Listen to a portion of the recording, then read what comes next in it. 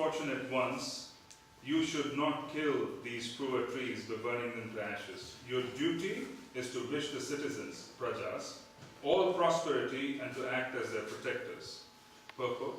It is indicated herein that the government or king has the duty of protecting not only the human beings, but all other living entities, including animals, trees and plants. No living entity should be killed unnecessarily.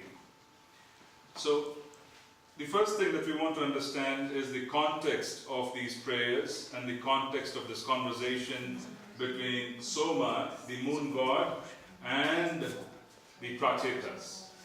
The situation of the Prachetas began in the 4th canto. Their father, Prachinabari, wanted them to take over the kingdom. He wanted them to get married. The moment they heard that I have to enter into the Varnashram, the moment they heard that they have to participate in Varnashram, they wanted to practice austerities to purify themselves of unwanted anarthas and so that they could be properly situated to take on the duty. They wanted basically to perform austerities so that the effect of entering into Varnashram will not contaminate the journey which they had begun already. So they wanted to be properly situated. So in that context, they endured many thousands of years of penance. They went through a lot of penance. They went through a lot of austerity. It was the age of austerity, and through the austerity they became purified. But austerity that was performed was also very intense. When austerity is performed,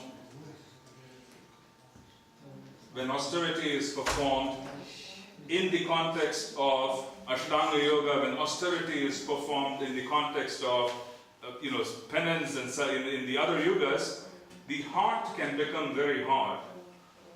The heart can become very hard.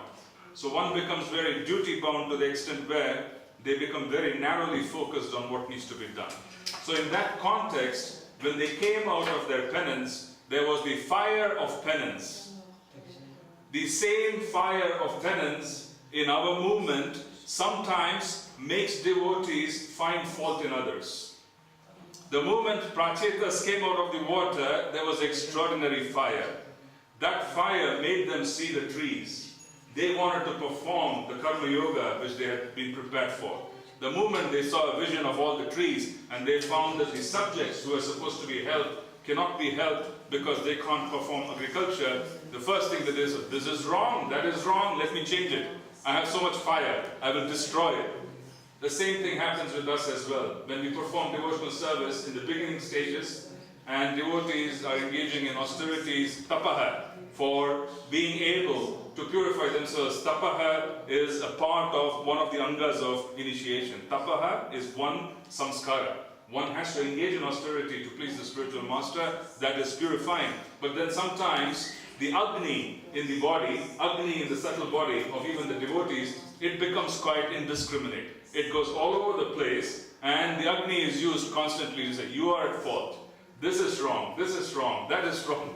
So the compassion is lost and then the Agni is just blazing now. Yeah?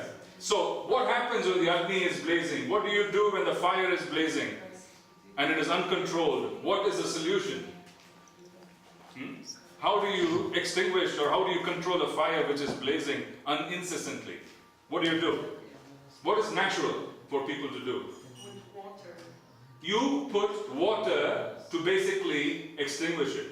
The cool rays of Chandra, the moon god, he saw the Prachetas building fire. Because his nature is very cool, he descends and he says, please be compassionate. Because the quality of compassion comes from the moon.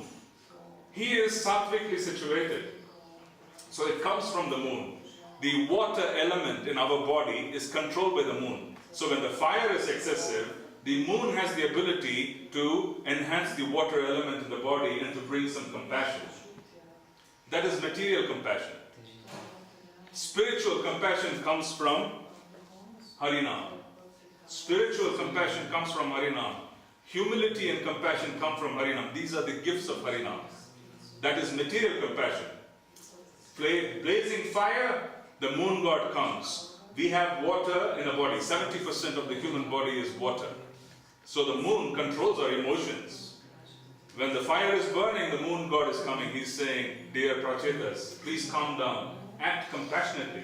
That is one area of him trying to control the fire that is blazing. He's trying to control it. He's saying, please calm down. He's bringing some shanti, some kind of coolness into their mood, saying, view it coolly. This is one way of looking at it. This is one direction. The second aspect of it is the nature of the moon itself. The moon, in general, amongst the 9 planets, represents the mother. The mother's quality is compassion. The moon represents the mind. The mind's quality is also to be generally compassionate. It has to become more compassionate. Yeah, it has to become more compassionate towards others. The moon represents the cow, being representative of the mother. So those days, the atmosphere was so surcharged with the mode of goodness on the planet that human beings could see demigods because they were on the same level of consciousness. The environment was pure, so the demigods could come and they could appear before human beings and interact with the human beings. This was happening. So the Prachetas are coming out of tapasya. The moon god is appearing and he is giving direct darshan because the atmosphere is of the same type. Because if the transcendental atmosphere, or rather, the material atmosphere is quite pure, then the demigods become visible to the human eyes. The internal consciousness of the human beings, if it is pure, they are able to see the demigods. Yeah? So there is direct vision or interaction between the demigod Chandra and this particular personality, the Prachetas. So he is coming directly and saying, please stop. Don't burn this forest. Because he is directly responsible for sustenance. The moon represents the mother. The moon represents the human mind. The moon represents sustaining us. Moon represents the vegetables, vegetation. The moon represents sustenance in so many different ways. So he is appearing. That is his portfolio. That's his responsibility. He is appearing. He is intervening. Nowadays, if human beings act irresponsibly and they burn forests, and they remove trees, how is the moon appearing and controlling us? He is not appearing in front of us because the quality of consciousness in the atmosphere is poor. It is not in the mode of goodness. It is in the lower mode of goodness. How is the moon controlling us and how is it? What is the effect of cutting the trees? What is the effect of industrialization, of mass spoiling of the nature and being able to bring about environmental disasters because of so many. What is that effect? How does the moon control us now? With floods. With natural disasters. More importantly, with mental disease. More importantly, with mental disease. If you will notice, industrialized economies on the planet, which are very advanced in industrialization, where the sense of comfort is very high, where the facilities are very good, there's a lot of mental disease. People suffer from depression, they suffer from anxiety attacks, they're on medication, they can't function normally. This is how the moon is intervening now. Those days he directly appeared and requested, please calm down. Now he is causing mental disease. He's saying, you will not be able to do your daily job because you have ruined my atmosphere. Your mind will not work properly. There's so much cow killing. Mind doesn't work. It causes depression, it causes anxiety. The mind doesn't work. He's intervening. Nowadays he's communicating by action. He is not just appearing and saying, please stop. There's mental disease. The general sense of women being able to be mothers is also going away. They're not very eager. Everybody wants something else. Even that is dropping down. So the general qualities which the moon used to provide those days of compassion, motherhood, the opportunity for taking care, and then the cows, and a lot of vegetation, a lot of sustenance, it is all going down, and that is how he is now stopping us.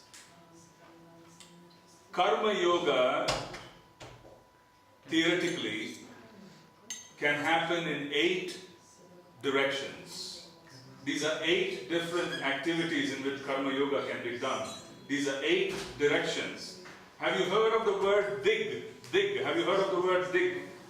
In Sanskrit, dig means direction. Essentially, there are 8 directions in which a person can engage in Karma Yoga.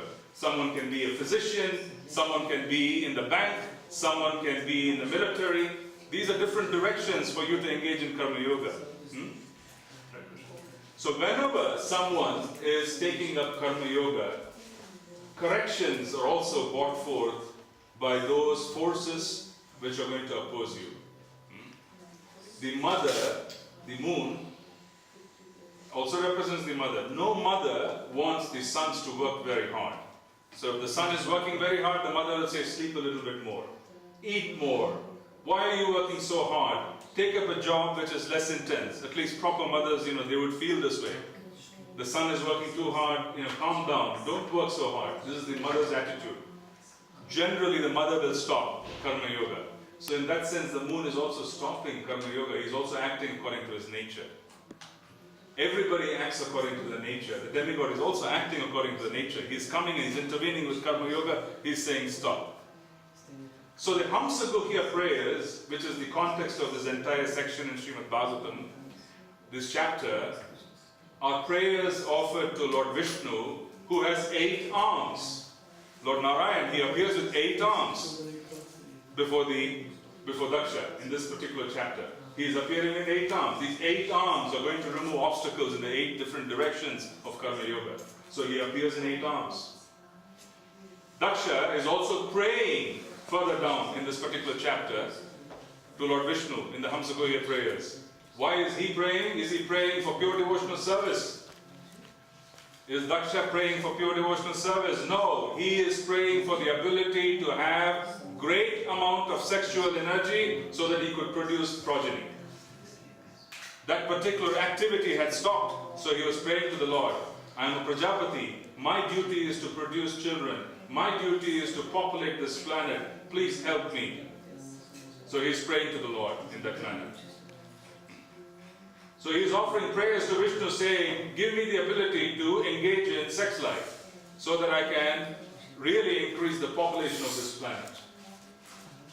This is Karma Yoga. He is not asking for devotional service. Here, in the context of Karma Yoga, praying to Lord Vishnu, because Vishnu is one part of Karma Yoga. Bhakti Yoga, Krishna is everything. Karma Yoga, Krishna is also one part of the Karma Yoga. Someone wants to achieve something, Krishna becomes a part of it. Someone wants to accomplish a big thing, Krishna will become a part of it. They will have a fire sacrifice, they would worship him, they would ask for boons. This is Karma Yoga, where he will become a part of it. After the karma is over, Krishna is gone. This is Karma Yoga. Bhakti Yoga, Krishna is the goal. The sadhana and the sadhya are the same. Everything is the same. There is a difference between Bhakti Yoga and Karma Yoga. Very big difference. That is why Srila Rupa Goswami says, Anya Bilashita Shunyam, Jnana Karmadi Anapratam, Anukuliyana Krishna Anushilanam, Bhakti Uttama. Uttama Bhakti, it should be free from motives for fruitive gain and it should be free from motive for jnana. Jnana has different meanings in that verse. We will not go through it today. But jnana in that particular verse talks about moksha, liberation, being free from material energy. It talks about also being free from looking at Krishna as God. At some level, in Dwaraka, in Ayodhya, the Lord is considered as God. It interferes with the rasa, the relationship.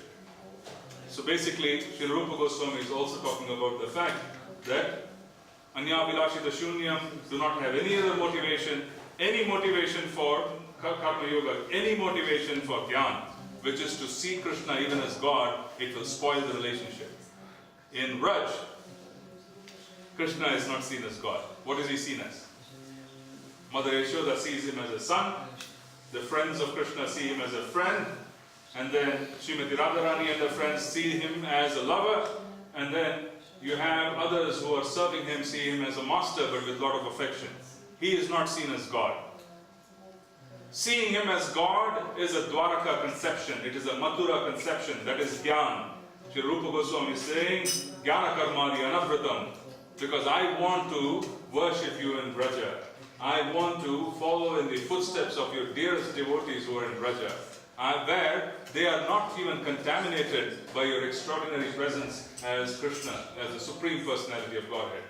They are very clear about who they are, and they want to pursue you as a dear friend, as a dear master. They want to pursue you as a son. They want to pursue you as a beloved lover. They want to pursue you in these four rasas with no contamination of any fruitive desire and no gyan that you are even God. Sri Narayan presents himself in Vraja, and the gopis will ask him, where is Krishna? Where is Krishna hiding? I can't see Krishna. So they don't even care about Krishna as being God. They have no conception of Krishna being God. They have pure love. This is Kevala Bhakti, free of Gyan. There is Gyan, Jnanamai Bhakti, Kevala Bhakti. Three different stages. Jnanamai Bhakti in Mathura, Dwaraka, Ayodhya, where they know this is the Supreme Person. He displays the four arms. He has opulences. He has all kinds of weapons. In Braj, they don't know he is the Supreme Person.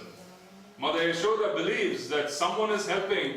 Lord Narayan is helping. That is why Krishna is killing all these people. Someone else killed. Nanda Maharaj is thinking that demigods have bestowed my son with some powers he is able to kill. Their conception is Krishna is completely, he is not God. This is pure. This is completely free of Aishwarya. It is completely free of any contamination of knowledge that this personality is God, and it interferes with loving exchanges. Yeah. Can you imagine? It interferes. It interferes with loving exchanges. Dwaraka devotees don't have this privilege. Vraja Bhakti gives these privileges. Mahaprabhu gives this privilege to us so easily. The end result of Harinam is to be in Vraja. And the end result of Harinam to be in Vraja is even greater than being a part of the Dwaraka pastime. Are we better than the devotees in Dwaraka? No, we are completely unqualified. This is Lord Nityanandaram's mercy. He is giving us mercy. We have no qualification to be a part of anything. He is giving us mercy. He is distributing prema. And this prema is so valuable that it is taking us all the way to Vraj, where we are not even being touched by the opulence and the Aishwarya of Dwaraka and other places. Extraordinary gift. We are not qualified. No, we are not qualified. Even if we chant 300 rounds a day, we can't be qualified for what is being given. What to say of 16 rounds? What we are qualified, and our only qualification, is that we are connected to Prabhupada. One qualification. One good qualification of coming in touch with Srila Prabhupada's mission at some point. Somehow our heart was ready to accept instruction saying yes. No other qualification. And once we accept that qualification to heart, then we start making progress. Then we start making progress slowly, steadily towards Vraja Bhakti. This is our only qualification. Our only qualification is to sincerely follow the words and the instructions of the spiritual master. Krishna is Nama Naminoho Abhinnatvam. There is no difference between Krishna and his holy names. First, in the heart of a devotee who is a sincere chanter, Krishna will appear as Harinam, free of defects. This is Namabhas. Completely free of defect, and the devotee is completely free of all afflictions. He is free of all afflictions. This is Kleshagni. All the kleshas, all the afflictions are gone. The devotee feels very peaceful. This burning fire of material existence is completely removed. And then good fortune arises. First Krishna appears in the heart as Harinam. When Harinam is heard without any offenses, then Krishna appears personally in the heart. So first it is Nama Prabhu, and then it is Krishna himself. Do we understand how extraordinary this opportunity is? That all we need is a beatback.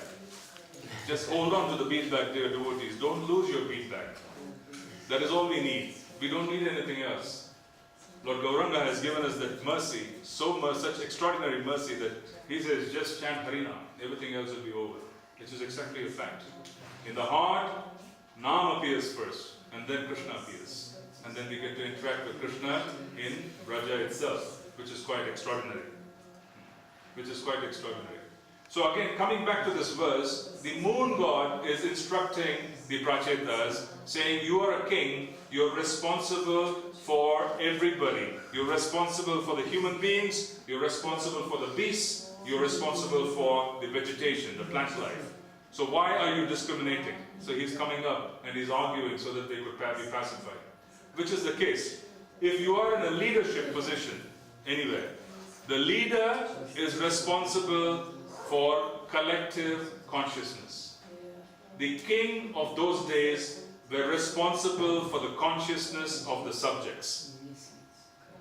We read in Srimad Bhagavatam, right? We read in Srimad Bhagavatam that the king had the ability, because of mystic power, they had the ability to control the consciousness of their subjects. If the subject has a wrong thought, praja, subject, citizen, has a wrong thought, the king had the ability to arrest that thought. He was so powerful. He was Rajarishi those days. They had all the 8 mystic powers, all the smaller mystic powers. With the mystic powers, they could control the consciousness of their subjects. Internally, they were situated in their eternal Swarup. Internally, they knew who they were in relationship to Krishna. Externally, they were performing the duty of a king. So their ability to control the consciousness of the subject was very high. He was like a guru. He could control this consciousness of a subject. So this is the responsibility of leaders. Leaders are responsible for collective consciousness. When we see a group of people collectively engaged in higher level of activity, understand that the leadership is doing their job. When a large group of people is engaging in good activity, please understand that the leadership is doing their job. Individual consciousness. Leader is responsible for environmental consciousness. Individual consciousness is our responsibility. Each of us is responsible for our own life. No one else is responsible. So we have to follow directions that are being given to us. So there is collective consciousness, there is individual consciousness. Collective consciousness, responsibility of leadership. Individual consciousness, our responsibility. How we engage in sadhana, what we do, what we don't do, it is our responsibility. So the moon god is instructing and saying, these are all your subjects. Why are you discriminating? Why are you discriminating amongst your subjects? Why are you burning off the vegetation?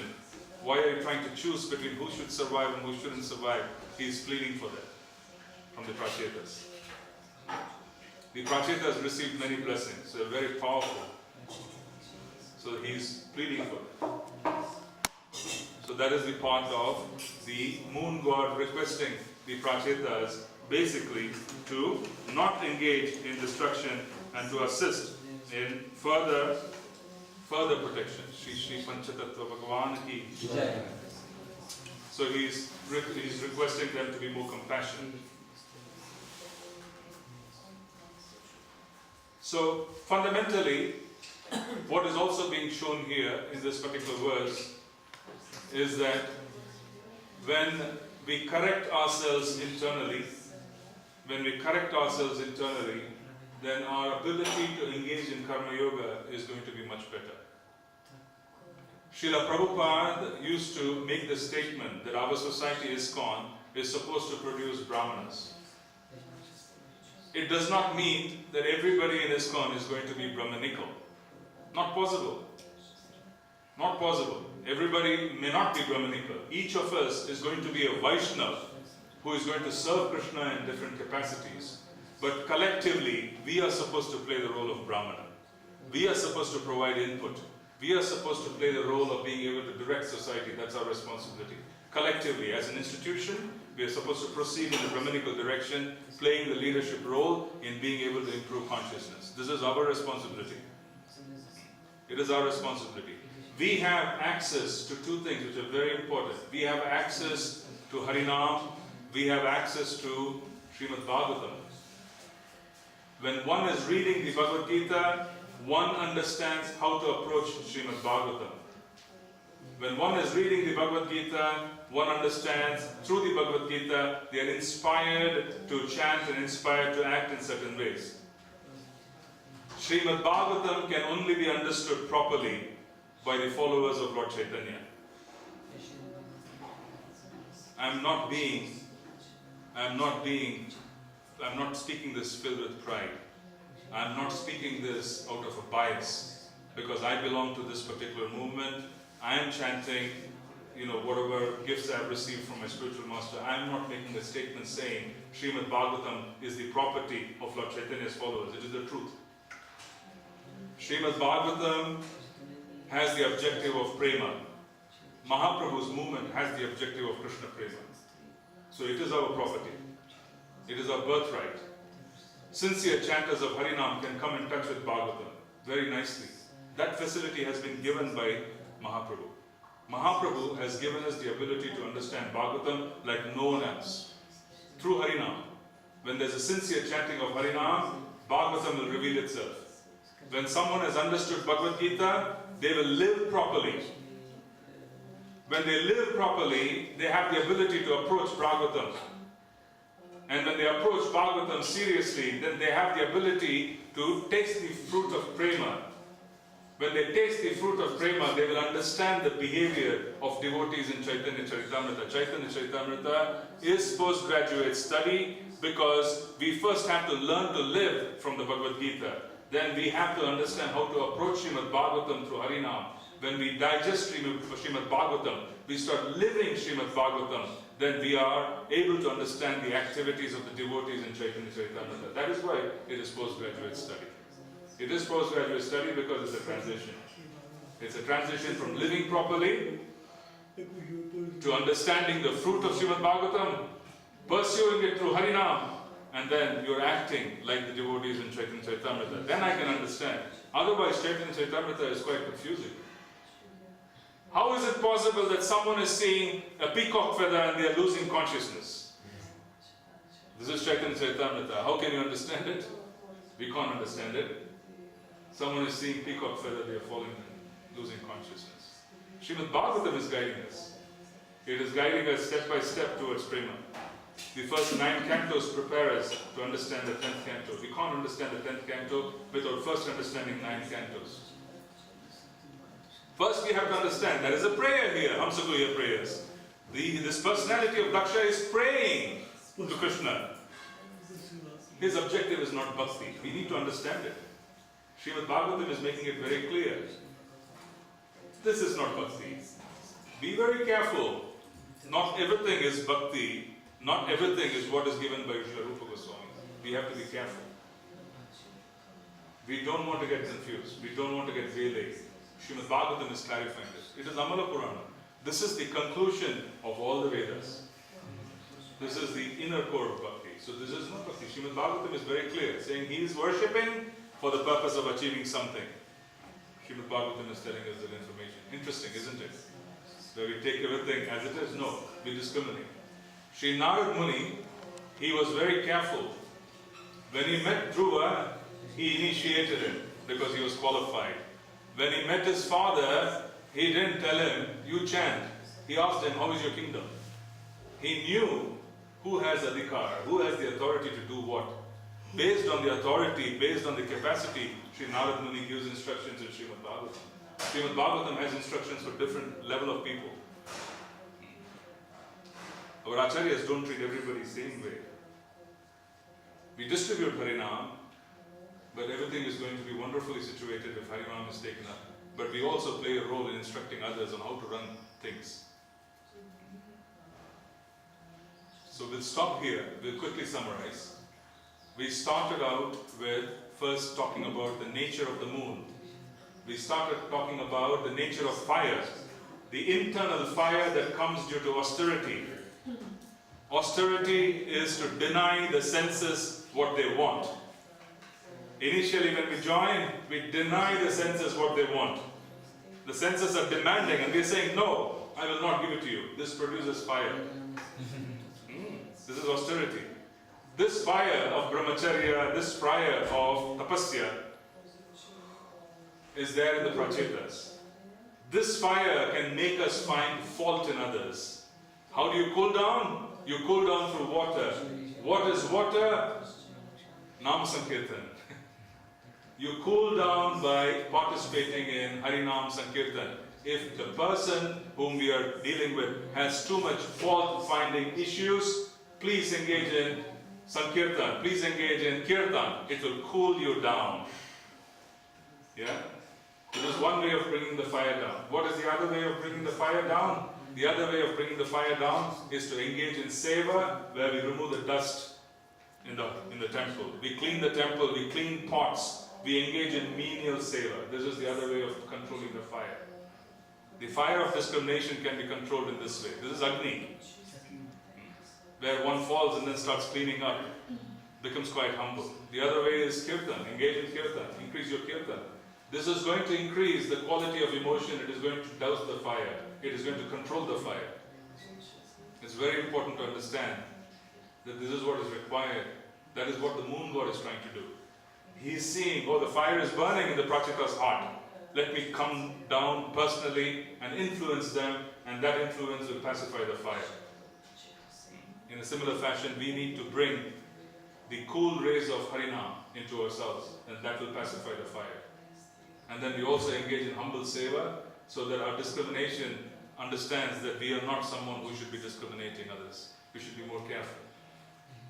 So humility is required, nama is required, kirtan is required. So there's music, and the heart cools down, and the cooling rays of Harinam cools down the person, and the discrimination goes away. This is how it is to be done.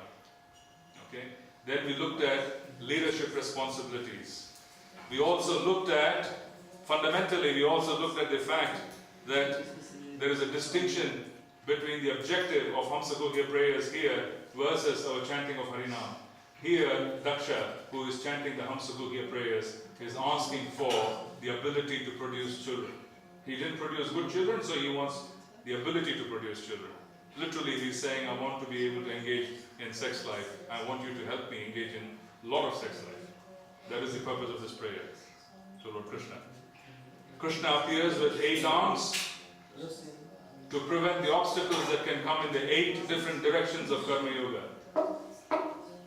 which is also being shown here, that he's appearing with 8 arms with 8 weapons that remove the obstacles in the 8 different directions of Karma Yoga. This is material action. So we'll end here, and we will see if anybody has any questions, comments. We'll take it up. Thank you very much. Thank you very much. You mentioned this verse, Anapilashita Shunyam Kamate Navritam. And I was wondering, you said that Karma Yoga is Varaka path, it's more like Ishvarya, and it's more like Gyan. But this verse said, it's not that we don't have Gyan, but that we're not covered. It's like Anaritam. True. Shall we still acquire knowledge, but we shouldn't get covered? Basically, the idea is that Shuddha Bhakti, the ultimate objective and the ultimate condition of the Shuddha Bhakta, is that his Gyan is going to be covered over by Madhurya. Vrajadam is sweet, it is Madhurya. There is Aishwarya, there is Gyan, there is Krishna, there is a tremendous amount of knowledge.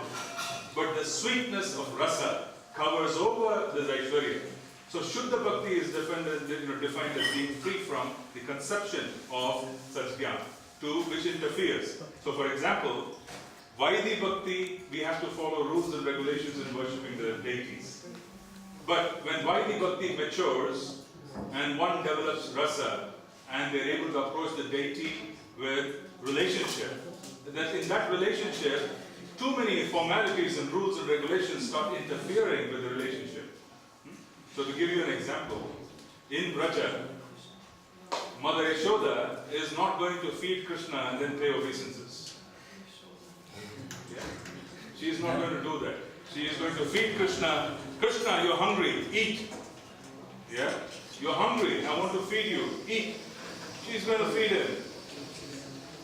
If you study Srimad Bhagavatam, Mother Devaki, in the 10th canto, she has already seen Krishna with 4 arms. So she can never accept him just as a son. So she now has Aishwarya Gyan. It is not going to cover over her Madhurya. It is not going to be there. She can never be as motherly as Mother Yashoda. So that's the point I was trying to make, that yes, there is Gyan. We have to read, we have to scrutinize Shastra, we take all of this in, but ultimately, Shuddha Bhakti in Braj is going to cover all these knowledge of Krishna being God. Instead, we're going to fall in love with Him. Let us pray. Thank you very much. Is it okay? Yeah.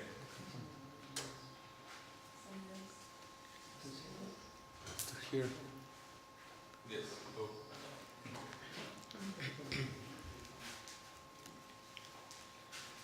Krishna, thank you for the wonderful lecture. My question is about how is this connected also to Chaitanya Mahaprabhu and Nityananda Prabhu, in the way that Nityananda is like the moon and Chaitanya Mahaprabhu is the sun. So we hear a lot of times that Nityananda, only with Nityananda we can come to Chaitanya. So he shows us compassion, right? So there's some connection. Okay, so we'll talk a little bit. This is Panchatattva, so we need to talk about Gauranga Mahaprabhu. You know, so he is enthusing you to ask me questions about Chaitanya Leela. We can't walk away without talking about Chaitanya Leela. See, first we need to understand the appearance of Lord Chaitanya. The external reason, and this is a Jnani approach, the external reason for the appearance of Lord Chaitanya is Paritranaya Sadhunam Vinashaya cha Dushkritam. To be able to encourage the devotees and to be able to annihilate the demon of Kali Yuga, which is the extraordinary covering of passion and ignorance in the hearts of the devotees. So this is external. But what is the internal motivation for the appearance of Lord Chaitanya? What is his motivation? Why did he appear? He appeared because Krishna in Braja, he saw his devotees, he saw Srimati Radharani, he saw the devotees of Braja, he looked at them and he was astonished. He's saying, what is it that you see in me? How is it that you're looking at me and you think I'm so beautiful that you can't move and your behavior changes, you all become mad people? Everybody is turning mad with love and he can't understand why. He wants to understand how beautiful he is because he can't understand. These days people think they are beautiful even if they are not. When they watch the mirror, Krishna, he says, I don't know how beautiful I am. What is it which is making you all so crazy about me? I need to understand this. He also wants to know what is the nature of bhakti. What is this bhakti of my devotees? This bhakti which is so powerful, what is it which is altering their behavior? How powerful is this bhakti? Bhakti has its origin from Krishna, yes, but bhakti is given to us from the heart of the devotee. He wants to understand that there's bhakti in the heart of my devotees. What is the nature of this bhakti? I want to understand the bhakti in the heart of Srimati Radharani. What is she seeing?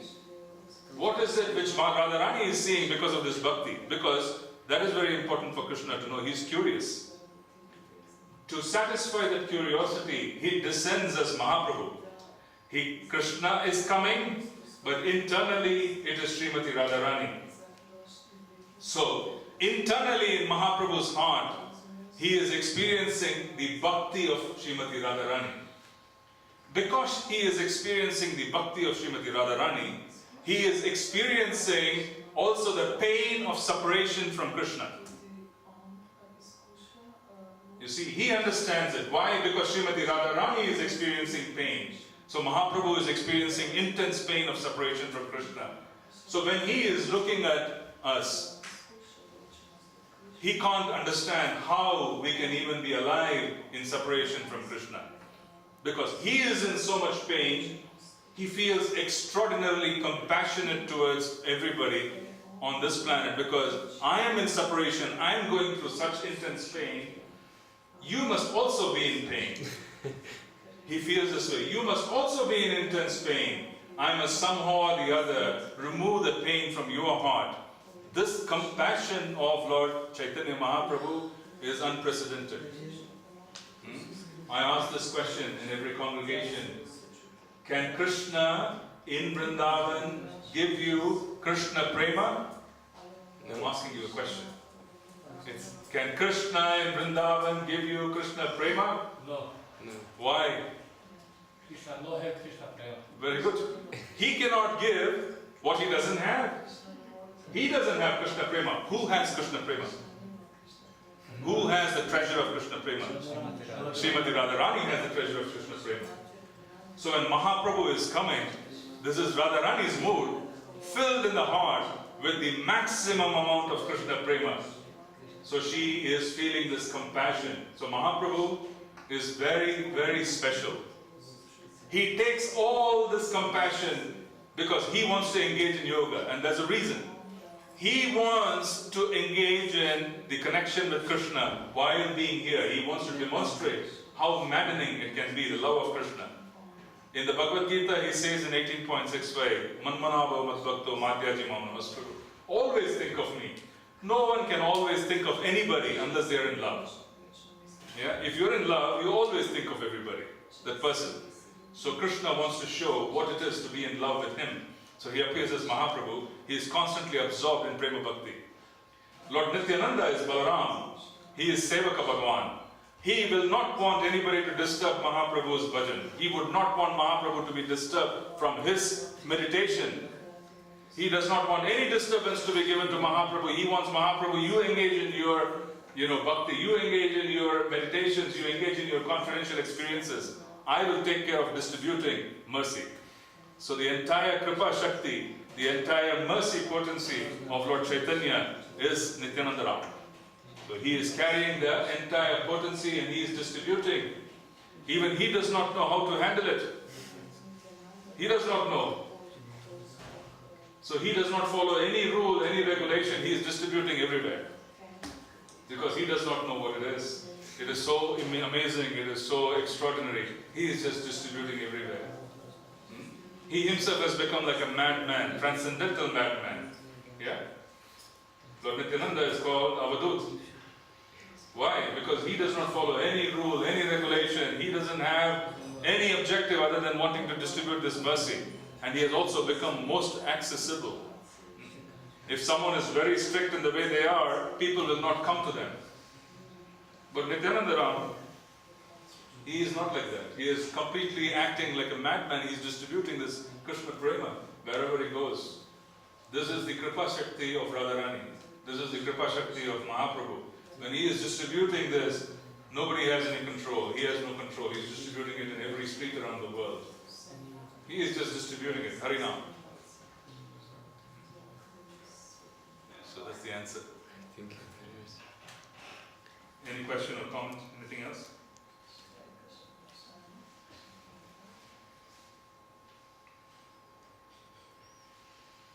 So Gaur Leela, being a part of Mahaprabhu's plan, is our greatest good fortune. It is unimaginable good fortune. Unimaginable good fortune.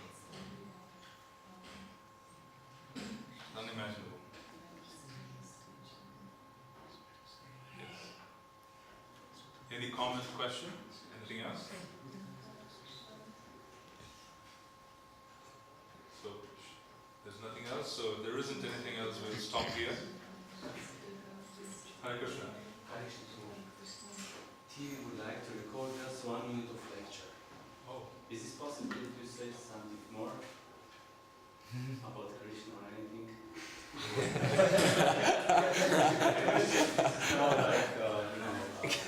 Maybe about the meaning of chanting holy name. Why is this good? Sure. Why it's important? Sure, we could. So, can we, is it just the matter of, okay, we'll do that. A minute or two, yes. That is fine. Okay? Super. Super? Super. Good.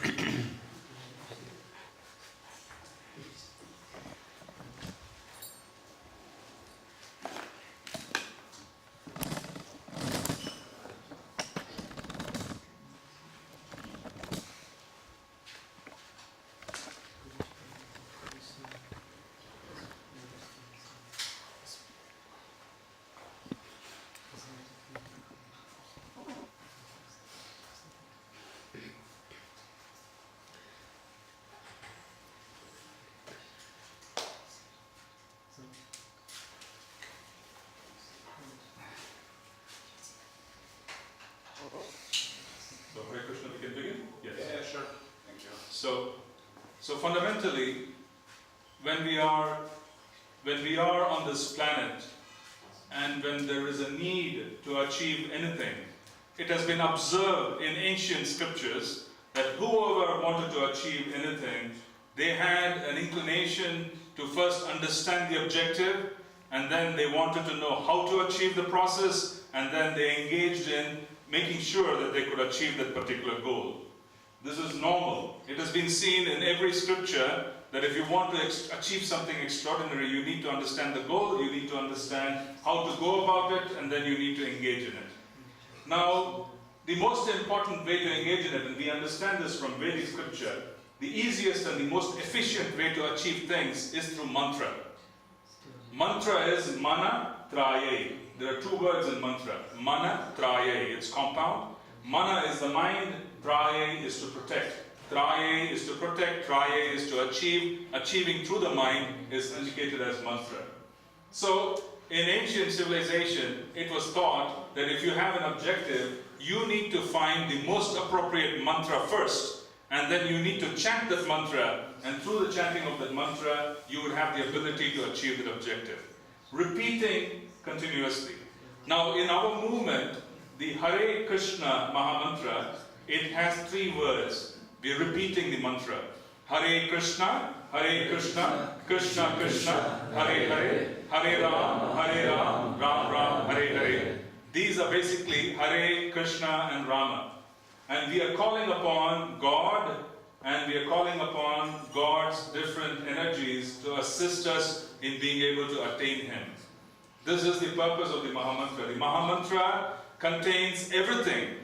It is the most efficient mantra on the planet. It is the most efficient mantra on the universe because it is directly addressing God. We are not addressing a part of God. We are not addressing God for a certain objective. We are simply saying we want to become a part of God's consciousness. We want to be able to serve Him. We want to be able to go close to Him.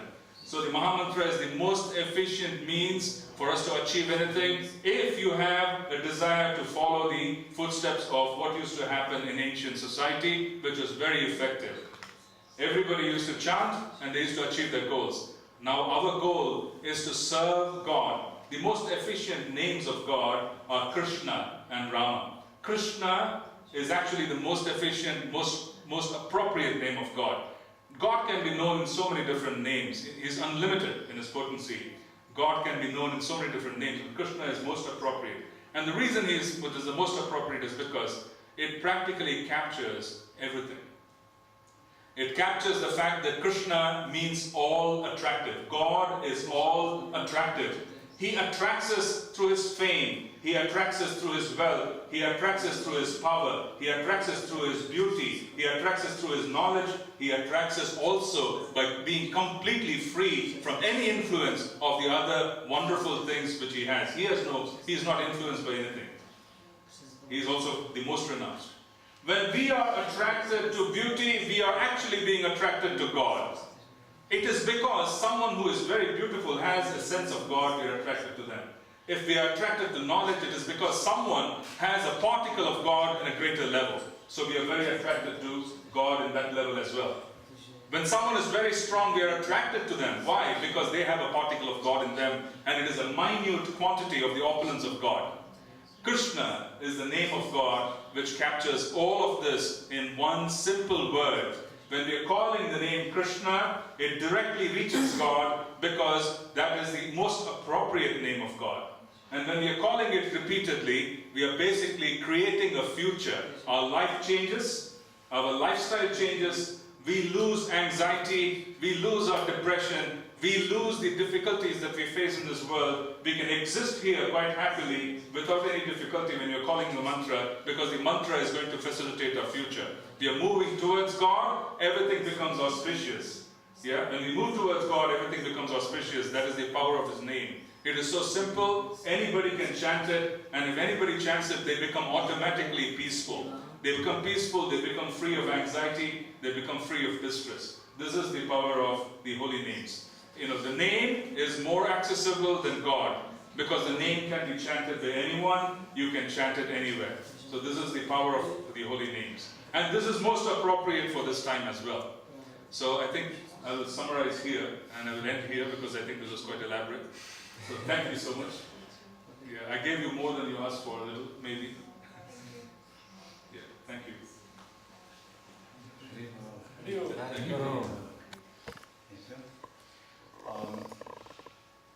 Now, because they could not come so early at 5 o'clock, they asked us, can we show them how we dance in front of the deities?